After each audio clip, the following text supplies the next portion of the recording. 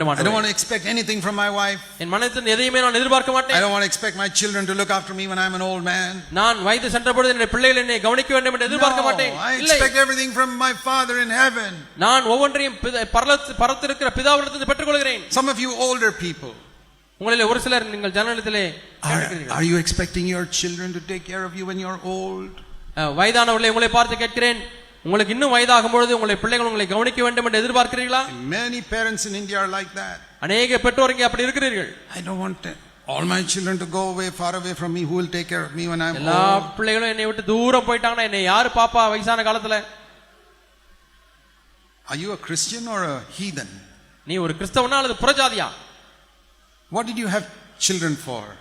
உங்களுக்கு பிள்ளைகள் எதற்காக இருக்கிறார்கள்? To live for God or to look after you?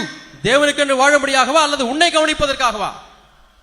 Raise your children for God, not for yourself. உங்களுடைய பிள்ளைகளை உங்களுக்காக அல்ல தேவனுக்காக வளர்த்து விடுங்கள். What is the meaning of lay not up treasure for yourself? உங்களுக்கென்று பொக்கிஷங்களை சேர்த்து வையுங்கள் என்றால் அதனுடைய பொருள் என்ன?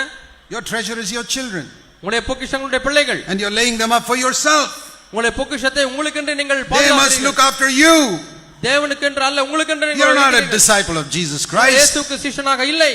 You call yourself a Christian, but you live for yourself. நீங்கள் கிறிஸ்தவன் என்று உங்களை அழைத்துக் கொள்கிறீர்கள், ஆனால் உங்களுக்காகவே நீங்கள் வாழ்ந்து கொண்டிருக்கிறீர்கள். Put God first.